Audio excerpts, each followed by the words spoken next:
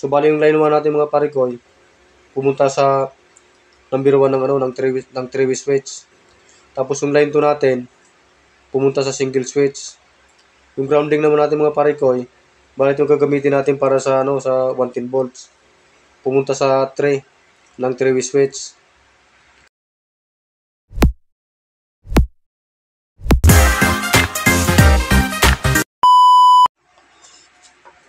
Magandang hapon mga parikoy. May bagong video na naman tayo ngayon. So ang topic natin ngayon ay wiring tayo ng ilaw. So ituturo ko sa inyo kung paano mag-wiring ng ilaw or paano paganahin yung ilaw sa 110 to 20 volts gamit ang single switch sa 3-way switch. So bali gagamitin para natin connection dito mga parikoy, line to line saka line to ground. Pag line to line tayo, 220 volts yung ilaw natin. Pag line to ground tayo mga parikoy, 110 volts yung ilaw natin.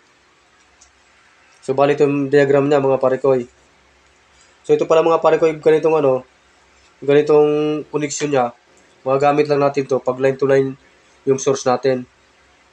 Hindi natin pwede apply sa line to neutral. Pag line to neutral kasi hindi tayo makakuha ng 110 doon.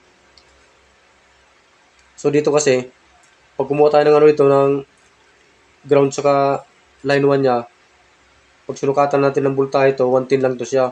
Pero pag dito tayo sa line to line, 220 volts to. So ito palang ground natin mga parikoy. Kabit natin sa grounding rod ng service entrance natin.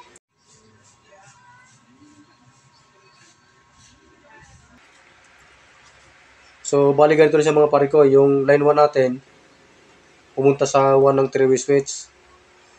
Tapos yung natin pumunta dito sa switch. Yung ground naman natin mga parikoy, papunta dito sa 3 ng 3-way switch. Tapos yung isang linya natin na galing sa ilaw, papunta ng single switch.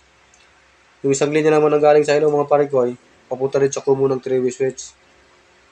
So ang function pa nito mga parikoy, pag unatin ng single switch, automatic may ilaw na dito. Kung saan nakaposition yung 3-way switch natin, halimbawa nakaposition sa on position, yung gagana dito mga parikoy, 220 volts. Kung baybayin natin yung drawing niya, yung line 1 natin, pumunta sa 1 ng 3-way switch. Pagpasok niya sa common, paglabas niya, papunta ng ilaw. Paglabas naman ng ilaw, papunta ng single switch. Dito naka-on tayo dito. So gagana siya, 220 volts. Ito. Pag sa 110 volts sa mga parikoy, halimbawa, baba natin sa i-off natin yung 3-way switch niya. Naka 3 position tayo. So bali gagana nito mga parikoy, 110 volts. Kung baybayin natin yung drawing, grounding niya, pasok dito sa 3. Tapos papasok ng common, papunta ng ilaw. Paglabas ng ilaw, papunta ng single switch, papunta dito sa line 2. So nagamit natin sa 110 mga parikoy, line 2 saka ground, ito yung nagamit natin. So 110 lang siya. So ito pa lang ang mga parikoy, magiging function pa nitong 3-way switch natin, magiging selector switch na to siya. So sa ngayon, titingnan natin mga parikoy sa actual kung iilaw ba talaga siya yung ganitong koneksyon. So bali ito ng mga parikoy. So na-wiringan ko na rin siya. Bali ito yung kabuuan ng wiring niya. So titingnan natin, ito yung single switch natin, ito yung 3-way switch natin. Ito yung pumunta ng ilaw, ito siya. Bali ito yung natin mga parikoy. Ito yung green natin mga parikoy, ito yung grounding natin. Tapos ito yung line 1 natin na kulay red. Ito. Tapos yung puti natin, ito yung pumunta ng single switch. So sa ngayon, i-on muna natin para masukatan natin ng voltahe kung accurate yung grounding niya.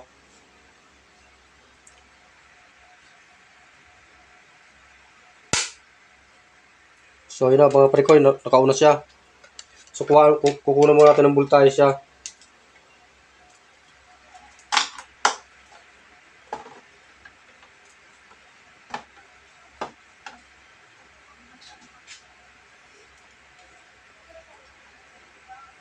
So bali ito yung natin, yung line to line natin. Yan, 220 volts siya. Nakasetting tayo sa yung multitester natin, nakasetting sa 250. Kaya halos agad siya sa dulo. Tapos dito naman sa line to ground tayo mga parikoy. Yan siya. Halos sa kalahati lang siya. Ang palo ng natin, yung tester natin. So, accurate yung natin, yung 110 natin. So, sa ngayon, i-on natin kung gagana siya. So, bali itong single switch natin mga parikoy, pag-on natin ito, automatic, may ilaw na ganyan nito kung saan nakaposisyon yung natin, yung tray switch natin. So, try natin i-on yung single switch. Sa ngayon mga parikoy, naka 110 siya. Kasi naka 3 position yung natin, naka position yung tray switch natin. Kaya naka 110 volts lang yung ilaw natin. So, sa ngayon, i-on natin tong tray switch. Tingnan natin kung gagana yung 220 volts niya. Ayan mga parikoy, 220 volts siya.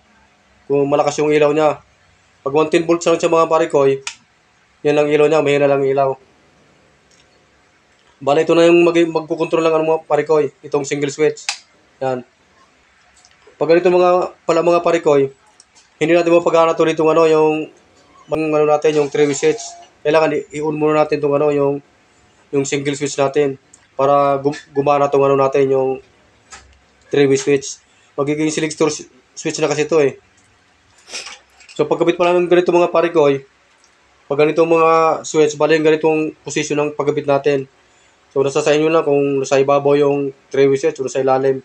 Ganyan. Ganyan ang position niya. So pwede natin apply ito mga parikoy. Ganito mga connection, pwede natin apply ito sa mga master bedroom, sa mga living room, pwede natin apply ito. Halimbawa, manood tayo ng TV. Kung gusto natin na medyo hindi masyado maliwanag, pwede natin lipat sa 110 volts yung ilaw. Pag ganito pala mga parikoy, ganitong ilaw pala pwedeng gamitin natin dyan. Standard lamp siya. So bali hindi siya naka LED. So sa LED gagana rin siya.